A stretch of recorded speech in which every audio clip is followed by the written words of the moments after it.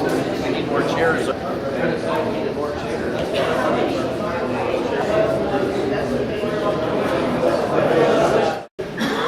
Because we're not involved is the reason we have these problems. It's that simple. So, I'm going to make a yes, ma'am. Like marketing, the thing that I was just talking about. I think that like a good thing to bring up,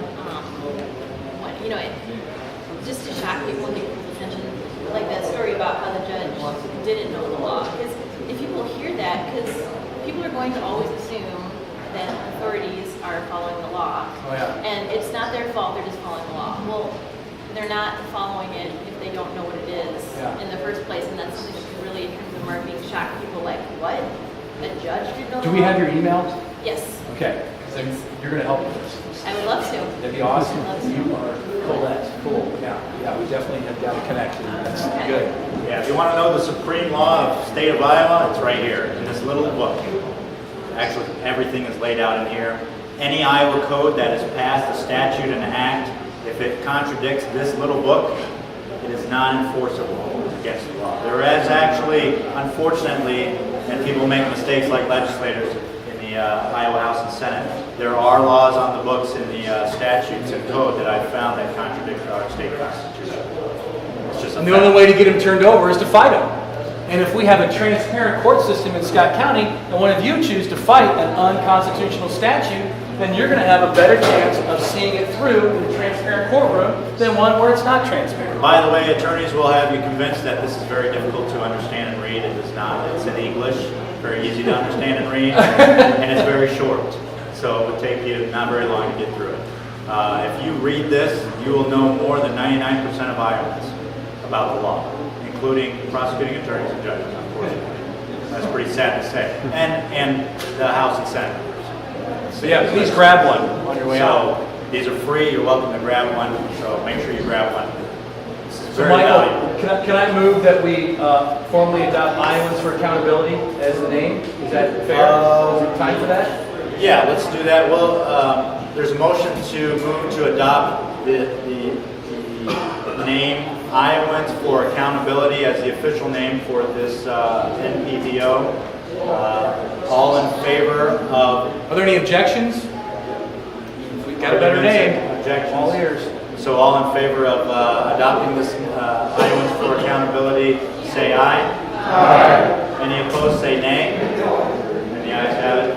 So we're officially the Iowans for Accountability. As far as the platform goes, is there any other additions, amendments, or suggestions for the actual? I mean, this is a really small platform. Just a simple shoot out to the public statement. Is there any amendments, additions, or changes? I'd like to see something added on property rights. We talked about taxes and stuff. These are things that affect property rights. And like I said earlier, when I was talking about America being a system of republics, in a way, the family is a small republic. You've got people in charge. It works that way. The family owns the land. There shouldn't be somebody higher than them saying, oh, well, we've decided you can't have a shed bigger than 120 square feet. You can't,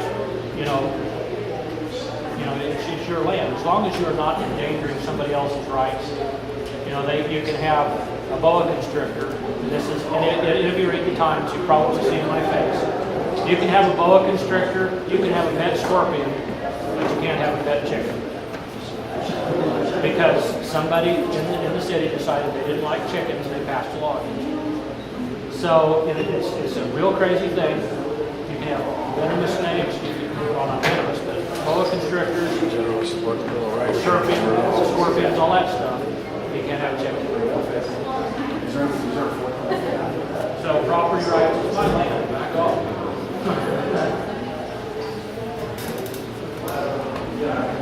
So there's some macro stuff on the national and state that we feel compelled to bring up that are kind of underlying foundational things, if you will, that do impact us here in our county. We operate under the Federal Reserve System. Who here is not familiar with why the Federal Reserve is neither federal nor reserve? And it's okay if you don't. I'm not trying to out anybody. Is everybody here familiar that the Federal Reserve is not federal nor reserve? Do we understand why? Okay, it's not federal in that it's not part of the government because it's a private consortium, it's a cartel of private banks. The largest banks in the world are shareholders of the Federal Reserve System. The word Federal Reserve is a misnomer. It's a sleight of hand. And it is no longer reserve either because it's a fiat system. It's not gold-backed anymore. It used to be gold-backed up until 1972 during the Bretton Woods Accord happened and the global money managers decided that they're going to make the U.S. Federal Reserve note what they're going to peg everything to instead of gold. So we have no asset-backed currency. It's neither federal nor their reserves. They just churn out the dollars. I mean, if you think about it, I asked a guy the other day, we're sitting at a bar. This beer is $4. If it was $10 because we had to pay for our illegal wars now, instead of churning up ones and zeros and our great-grandchildren paying the VIG, paying the interest on all that money we just create out of thin air, do you think we'd have a war because our beers were $10? If we had to pay for the war now, we would have no war. We just kick the can down the road. That's what this system does. This system allows wars to happen. That'd be fun. It funds the wars. Yes, sir. For those of you who don't know about the Federal Reserve, there is a free movie on the West called Fiat Empire. It's about a 90-minute movie about the founding of the Federal Reserve and what it does in the United States. Our money, when you pay $3 a gallon and it goes to $4 a gallon, it is not because gas has gone up. It's because your dollar has shrunk because of the Federal Reserve. Fiat Empire. If you haven't seen this movie, watch Fiat Empire. It'll tell you all about it. There's another one called The Creature from Jekyll Island. It's all about the founding of the Federal Reserve, and it is not federal, it is not a reserve, it is broke, and we should be very nervous about it. By the way, the state constitution, you read it in there, you'll find it under corporations. I don't remember which article it is, but when you get a copy and read it. It actually requires that banks that operate within the state of Iowa have 100% backing of their notes, and that their shareholders are 100% responsible should the notes lose their value.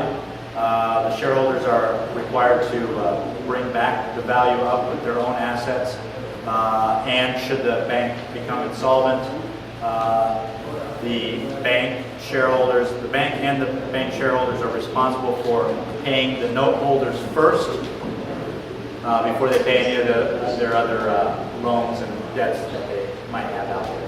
Very opposite of what the Federal Reserve requires of banks.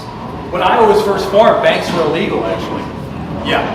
This was a very, very conservative state that understood the travesties of that system and didn't want it and just held it off until it got changed. One other thing about the Federal Reserve, the Founding Fathers put into the Constitution that Congress shall coin and regulate money.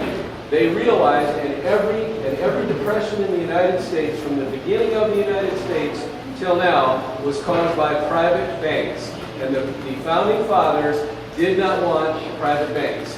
You can read all about it. It's history.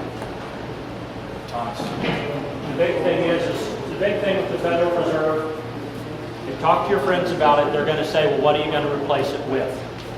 Has anybody here got a dime I can borrow? I'll give it back.